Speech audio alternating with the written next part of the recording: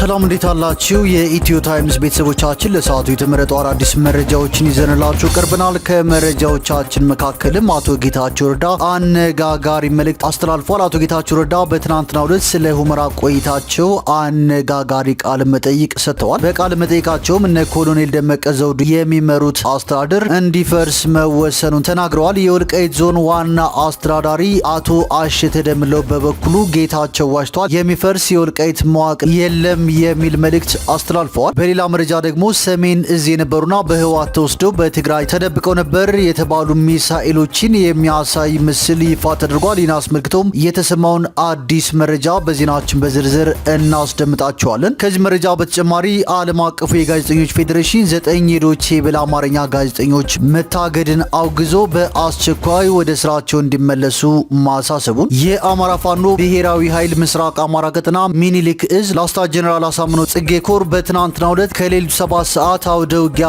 ማድረጉንና ከባድ ጥቃት እንደፈጸመ መገለጹ፣ በአርሲ ዞን በክርስቲያን ወገኖች ላይ የተፈጸመውን ጭፍጨፋ አስመልክቶ ከአማራ ፋኖ ብሔራዊ ኃይል የተሰጠውን መግለጫና ሌሎችን በዝርዝር የምንመለከታቸው መረጃዎች አካተናል። ቻናላችንን ሰብስክራይብ በማድረግ የደወል ምልክቷን በመጫንና መረጃውም ለብዙዎች እንዲዳረስ ላይክ በማድረግ እስከ መጨረሻው አብራችሁን ቆዩ።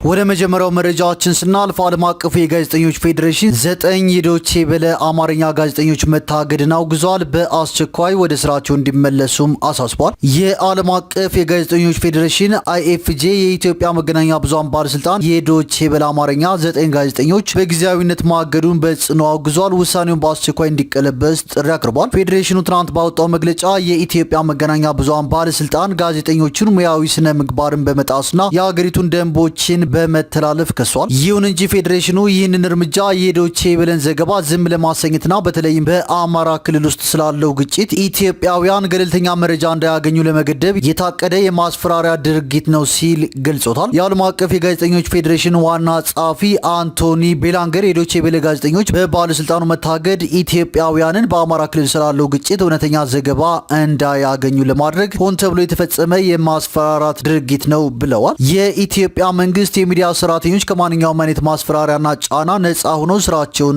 እንዲሰሩ መፍቀድ አለበትም ብሏል። ይህ አይነቱ ድርጊት ግጭቱ ከተጀመረ ወዲህ ጋዜጠኞችን ዝም ለማሰኘት በተደጋጋሚ የሚከሰት ስትራቴጂ ሆኗል። በዚህ ምክንያት በርካታ ዘጋቢዎች ለእስር እየተዳረጉ ነው ሲሉም አክለዋል። የዓለም አቀፍ የጋዜጠኞች ፌዴሬሽን የኢትዮጵያ ባለስልጣናት የታገዱትን የዶቼ ቬለ ጋዜጠኞች ያለምንም ቅድመ ሁኔታ በአስቸኳይ ወደ ስራቸው እንዲመልሱና በጋዜጠኞች ላይ የሚፈጸመውን ሁሉንም አይነት ጭቆና እንዲያቆሙ እንዲሁም ስራቸውን ያለ ፍርሃትና ጣልቃ ገብነት እንዲያከናውኑ ማረጋገጥ እንዳለባቸው አሳስቧል። ዶቼ ቬለ አማርኛ በቅርቡ በይፋዊ የፌስቡክ ገጹ ላይ ባወጣው መግለጫ ከተለያዩ የኢትዮጵያ አካባቢዎች ለዶቼ ቬለ የሚዘግቡ ጋዜጠኞች ዘገባ እንዳይሰሩ ለጊዜው መታገዳቸውን አስታውቋል። የኢትዮጵያ መገናኛ ብዙሃን ባለስልጣን በጻፈው ደብዳቤ ዶቼ ቬለና ወኪሎቹን የኢትዮጵያን ሕግና ደንብ ጥሰዋል፣ ሙያዊ ስነ ምግባርን አያከብሩም በማለት ወቅሷል ሲልም ገልጿል። ሚዲያ ከ1980ዎቹ ጀምሮ ኢትዮጵያ ውስጥ በሚገኙ ዘጋቢዎች አማካኝነት የኢትዮጵያን ፖለቲካዊ፣ ምጣኔ ሀብታዊና ማህበራዊ ጉዳዮችን እንዲሁም የአፍሪካ ህብረትን ጨምሮ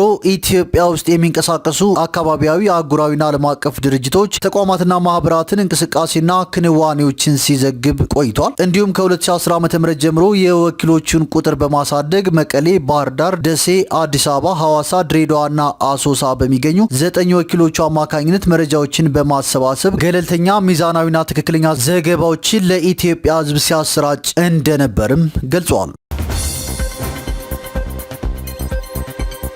ወደ ቀጣዩ መረጃችን ስናልፍ አቶ ጌታቸው ረዳ በትናንትናው ዕለት ስለ ሁመራ ቆይታቸው አነጋጋሪ ቃለ መጠይቅ ሰጥተዋል። በቃለ መጠይቃቸውም እነ ኮሎኔል ደመቀ ዘውዱ የሚመሩት አስተዳደር እንዲፈርስ መወሰኑን ተናግረዋል። ምዕራብ ትግራይ በጉልበት አይመለስም በማለትም ገልጸዋል። ከዚህ ባለፈ አሁን ወልቃይትን የሚያስተዳድሩ አመራሮች ትግረኛ ተናጋሪ እንጂ አማርኛ ተናጋሪዎች አይደሉም በማለት አቶ ጌታቸው ረዳ ኮርነር ከተሰኘ ሚዲያ ጋር በነበራቸው ቆይታ በትግረኛ ሲናገሩ ተሰምተዋል። ይህን ተከትሎ ታዲያ የወልቃይት ዞን ዋና አስተዳዳሪ አስተዳዳሪ አቶ አሸተ ደምለው ጌታቸው ዋሽቷል፣ የሚፈርስ የወልቃይት መዋቅር የለም ሲሉ ተናግረዋል። በሌላ መረጃ ደግሞ የውትድርና ምልመላን ሸሽተው ከትግራይ ክልል እየተሰደዱ የነበሩ ግለሰቦች ወጣቶች መሆናቸው ተሰምቷል። አፋር ክልል በፖሊስ ቁጥጥር ስር መዋላቸውም ታውቋል። ቁጥራቸው ከ115 በላይ እንደሆኑ መረጃዎች ወጥተዋል። ይህ በእንዲህ እንዳለም ሰሜን እዝ የነበሩና በህወሓት ተወስደው በትግራይ ተደብቀው ነበር የተባሉ ሚሳኤሎችን የሚያሳይ ምስል ይፋ ተደርጓል። ሚሳኤሎች በፕሪቶሪያ ስምምነት መሰረት ለመከላከያ የተመለሱ ሲሆን በወቅቱ ጉዳት እንዳያደርሱ በማዕከል ደረጃ ጥቅም ላይ እንዳይውሉ ፓስወርዳቸው ተቀይሮ እንደነበርም ተነግሯል። ህወሓት አልሰራለት ያሉትንም ማስረከቡ ይታወሳል። ሌሎችን ጠቅላይ ሚኒስትሩ በፓርላማ እንደተናገሩት ህወሓት ደብቆ ለቀጣይ ጦርነት እያሟሟቀን እንደሚገኝ መረጃዎች ወጥተዋል። ዝግጅቱንም ጄኔራል ምግበይ ከሰሞኑ ነግረውናል ሲል ዋሱ መሐመድ ዘግበዋል።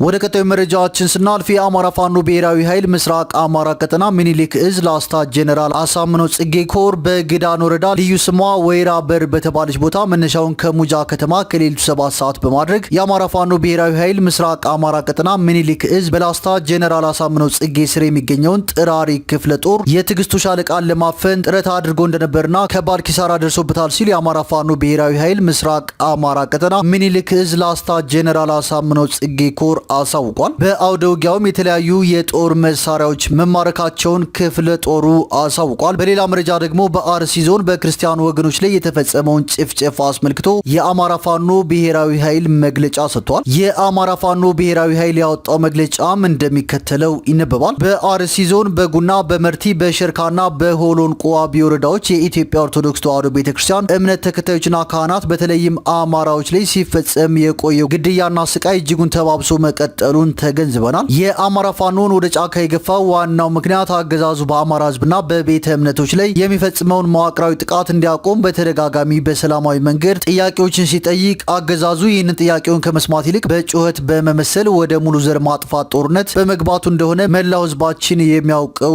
ጉዳይ ነው። ይህ መዋቅራዊ ጥቃት አገዛዙ ወደ ስልጣን ከወጣበት ጊዜ ጀምሮ እጅጉን ተባብሶ በሁሉም የኢትዮጵያ ክፍል በካህናትና መሻይኮች በኦርቶዶክስና በእስልምና ምዕመናን ላይ በግብጽና በስውር ጭፍጨፋ ሲፈጽም ከመቆየቱ ባሻገር በአርሲ አካባቢ የተፈጸመው ማንነት ተኮር ጭፍጨፋም የዚሁ ነጸብራቅ መሆኑ የአደባባይ ሀቅ ነው። ጥቃቱን ይበልጥ አስከፊ የሚያደርገው የዜጎችን ደህንነት የመጠበቅ ኃላፊነት ያለበት አገዛዙ ለጨፍጫፊዎች መሳሪያ ማደልን ጨምሮ በቀጥታ በግድያዎች ላይ እየተሳተፈ የሚፈጽመው መሆኑ ነው። ይህ ተግባርም አገዛዙ የአማራን ሕዝብና ቤተ እምነቶቹን በተለይም የኢትዮጵያ ኦርቶዶክስ ተዋሕዶ ቤተክርስቲያንን ማጥፋት የእቅዱ አካል መሆኑን በቂ ማሳያ ነው። አገዛዙ እነዚህንና መሰል ድርጊቶችን እየፈጸመ ያለው የቤተ ክርስቲያኗን መዋቅር በቁጥጥር ስር በማስገባት ጭምር በመሆኑ ኃላፊነት ያለባቸው መንፈሳዊ አባቶች አገዛዙ ድርጊቱን እንዲያቆምና እንዲያስቆም በቂ ትግል ማድረግ ቀርቶ ጥቃቱን ለማውገዝ እንኳን ዳተኝነት እንዲታይባቸው ምክንያት ሆኗል። የጥቃቱ ሰለባዎችን ማንነት የሚጋራው ህዝብም ሆነ ሌላው ኢትዮጵያዊ የጥፋት ተልዕኮ ይዞ የተነሳውን አገዛዝ ማስወገድ ላይ ከማተኮር ይልቅ ከገዳይ ፍትህን የመናፈቅ አደገኛ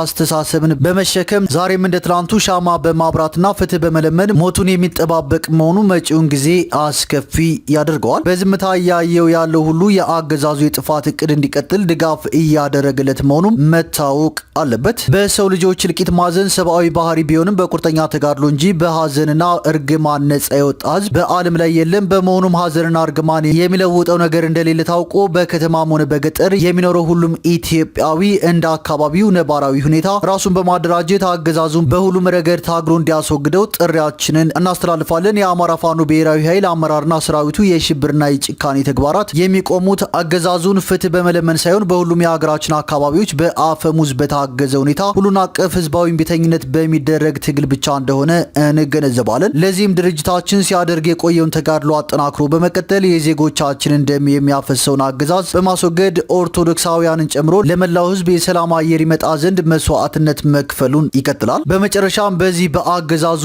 ይሁንታ በሚደረግ አሰቃቂ ኢሰብአዊ የጭካኔ ድርጊት የወደቁ ሰማዕታትን ነፍስ ይማር እያልን ለኢትዮጵያ ኦርቶዶክስ ተዋሕዶ ቤተክርስቲያን ምዕመናንና ለሰማዕታቱ ቤተሰቦች መጽናናትን እንመኛለን በማለት የአማራ ፋኖ ብሔራዊ ኃይል በዛሬው ዕለት መግለጫ አውጥቷል።